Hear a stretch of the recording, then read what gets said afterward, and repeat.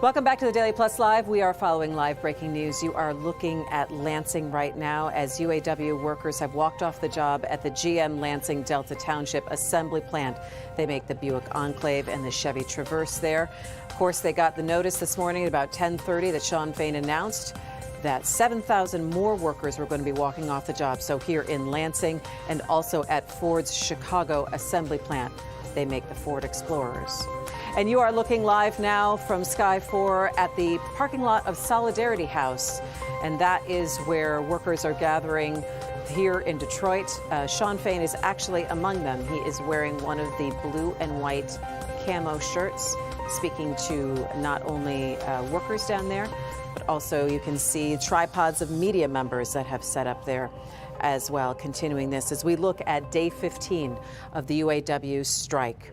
Good afternoon, and thanks so much for joining me. It's great to have you with you, streaming here live on a Friday at clickondetroit.com and Local 4 Plus for the Daily Plus Live. We are going to keep our coverage of the UAW strike going for you. Joining me right now is Sam Robinson. He is a reporter from Axios, and it's good to see you, Sam. Thanks for joining me. Thank you, Christy. Good to be here. All right. Here we are, day 15. I know that you've talked to a lot of workers who were anticipating that Shawn Fain would be making the call now for extra walkouts. What have they been telling you in the last couple of days about how they feel about how negotiations have been going? Sure. Workers were not surprised to see the news this afternoon that 7,000 more UAW members were to be walking out at the Chicago assembly plant and at the GM Lansing Delta Township assembly plant. Workers that I've been talking to have been mostly concerned about how they're going to be receiving their strike pay. They just started to receive $500 per week last Friday. And that's, probably the biggest thing that a lot of these folks are going without paychecks are thinking about. Also we heard Shawn Fain in his Facebook Live address talking about safety of workers on the line as well over these last couple of days. Has anyone talked to you about how they feel about being out there 24 hours a day and they're getting some support, but they're also getting some detractors? Sure. Out there in Wayne, Michigan, I was there last week. You had chapter leaders coming out to picketers actually telling them, hey guys, you are not allowed to actually stop folks from coming in to the main entrance gate. Hundreds of folks were strewn on the road there right across from the chapter headquarters down there in Wayne. And yeah, safety has been a big thing. You got people out there with jugs, containers of water and pizza. You'll see the political candidates and elected officials going out there and feeding some of these UAW members. They are in it for the long haul. Yeah, and I think it's what we're going to start to say. And you mentioned strike pay and workers who are waiting for that and getting concerned. We will start to see in this next week or so, impacting many more workers and how they're going to be able to carry on with their daily lives through this. Yeah, it's going to be tough. A lot of people that I've talked to workers in Ohio as well as workers in Wayne.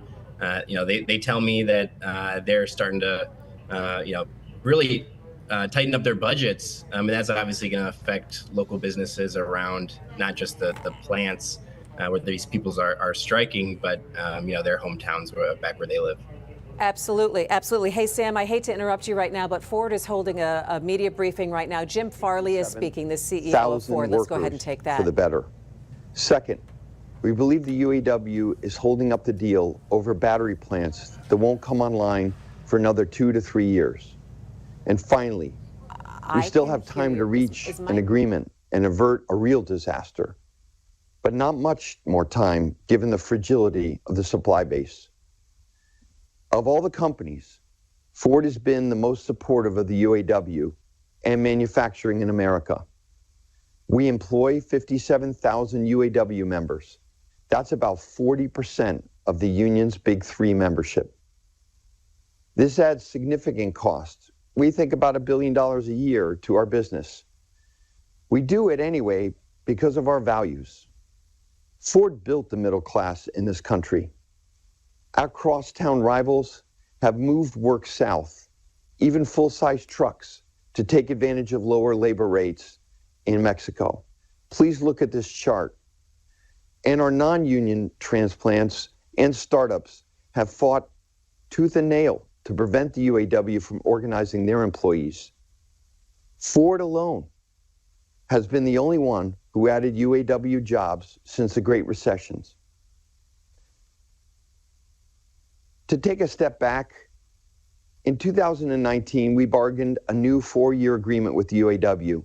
Our UAW workers ratified that agreement, and Ford lived up to every single aspect of that contract. In fact, we went far beyond our commitments in the last 3 contracts, as you can see here. But a lot has changed since 2019, and this is very important to understand. The pandemic happened. Our UAW workers built vehicles and masks and shields, and they helped this company and our country and our industry stay alive. They didn't work from home like most of us. And right after that, inflation hit. And this affected our workers' standard of living, even with strong profit-sharing checks coming in every year. We recognized this a long time ago. It was a big issue. That's why we didn't wait for this contract talks. We moved 14,000 temporary employees to permanent positions and moved thousands more to the top pay rate ahead of schedule.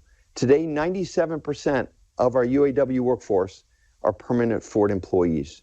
From the very start of these negotiations, we committed to making things right. Before the strike, on September 12th, Bill Ford and I made an offer that would have boosted UAW wages more than 20%, restored traditional cost of living allowances, provided healthcare coverage that puts our workforce, our team, in the top 1% of all Americans for healthcare. We made it so the average employee fresh out of high school or the military or a service sector job will earn 6 figures within 4 years, plus great benefits. Our offer would also eliminate all the wage tiers, boost strong retirement contributions, grant more time off. We made product commitments for every single UAW plant in America, and we offered layoff protections for all permanent employees. The deal we offered would put our UAW workers among the best paid hourly manufacturing jobs in the world, and in the top 30% of all full-time workers in America, of any industry, hourly and salary. And the benefits are absolutely top tier, as you can see. Since the 12th of September, we've continued to negotiate and improve our offer. In the fog of all the rhetoric, I think people are missing that Ford has stepped up with a historic offer. And bottom line, someone needs to tell the truth about what's really going on and what's at stake here. It might as well be us at Ford. The union asked for historic gains for our workers. No problem. We didn't even wait for the contract for that. Record contract? No problem. Mortgaging our future? That's a big problem. We will never do it. The billions in costs the UAW leadership is demanding, beyond the billions we have already offered them, would have had devastating impacts for our business and therefore our workforce. The industry expands. Look at the experts and what they've said about this, like President Obama's car czar, Steve Ratner. They can see all this as plain as day. We have plenty, pretty much lost domestic production in our country for small cars. It's gone forever. A bad deal would threaten now mid-size and much more expensive larger vehicles like Escape and Explorer. We'd have to choose to cut future investments in those products, restructure and reduce our headcount throughout the company, including UAW workers. What's really frustrating is that I believe we could have reached a compromise on pay and benefits, but so far the UAW is holding the deal hostage over battery plants. Keep in mind, these battery plants don't exist yet. They're mostly joint ventures. They've not been organized by the UAW yet because the workers haven't been hired and won't be for many years to come. They won't scale until the next contract. And I need to be clear about one thing, because the UAW is scaring our workers by repeating something that just is factually not true. None of our workers today are going to lose their jobs due to our battery plants during this contract period or even beyond this contract. In fact, for the foreseeable future, we will have to hire more workers as some workers retire in order to keep up with the demand of our incredible new vehicles.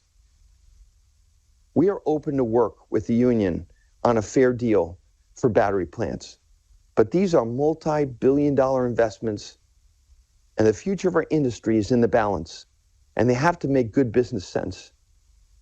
Now, the good news is we still have time to reach a deal and avoid a serious and lasting blow to our region and this industry.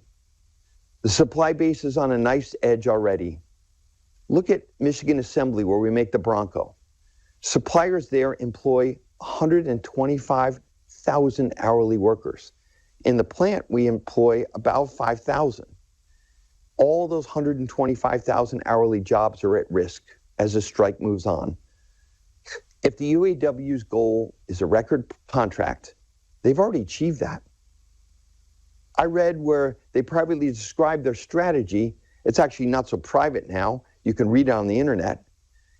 Is to keep us wounded for months, pit the companies against each other, damage our reputation, and create industrial chaos. That's grossly irresponsible, and in my opinion, to escalate these strikes and hurt thousands of families and suppliers and dealers and customers. I'm so thankful for the Unifor leadership and the voters in Canada for recognizing that Ford made a great offer there. They understand this is about our mutual success. It must be a partnership. If we're going to take on the world, we have to do it together. Sean has been on the TV more than Jake at State Farm at this point. I've heard what he wants, but I've never heard him say once why he believes the UAW can be the competitive advantage to Ford. The UAW is asking for substantially more pay than other auto workers. Okay, fine. But part of the discussion has to be how we work together to improve quality, reduce waste, lower absenteeism, and have greater flexibility. We need to have shared beliefs in a lean and respectful culture on our plant floor. We succeed or we fail together. Ford profits margins are thin and not at record levels. But we should all want strong profits because they would lead to record profit sharing and record investments in the future, in innovation and growth, and especially jobs. And I want to say a few words about EVs. They become a political football, and that's a shame. I drove an F-150 with my son across the western U.S. this summer, and I met so many people who absolutely love their EVs like lightning. Think about it. Tesla's become the most valuable auto company in the world has ever seen, and they're profitable, and they're growing. Our customers love their EVs. They are new to our brand, and they're going to be blown away at our next generation EVs. We're also working on fantastic internal combustion vehicles like Broncos and F-150s and F-150 hybrids and Expeditions. The bottom line is customers are going to decide what kind of vehicle they buy from Ford, as they already do. Not all these people politicizing EVs. To wrap up, I truly believe that what is at stake here is the future of the domestic auto industry, the future of the industrial Midwest, and the future of good-paying manufacturing jobs. Other industries and other countries have lost their hometown manufacturing base, starting with auto. It all went away, and it's all preventable. We can't allow that to happen. That is why we're going to keep trying to reach an agreement with UAW. As this strike shows, we can't build vehicles in the U.S. without the UAW. And whether Sean Fain believes it or not, the UAW needs a healthy Ford, General Motors, and Stellantis to have a future. It's going to take compromise. It's going to take leadership to meet this moment. Thank you. Okay, thanks, Jim. Just another mark that makes these UAW negotiations with the Detroit 3 automakers so unique. There you see Ford CEO Jim Farley having a public media briefing and telling everyone what the deal so far that Ford has put on the table for the UAW, 20% wage increase, the cost of living, again, adjustment there, also as well eliminating the wage tiers, among other things, and talking about how the back and forth has not been very productive. And that they do want to work together, but saying that they are being held hostage by battery plants that haven't even been built yet. And again, this is really what the UAW has been talking about, is making sure that workers are included in this next generation of automobile technology and assembly, that there are going to be enough workers and that kind of guarantee.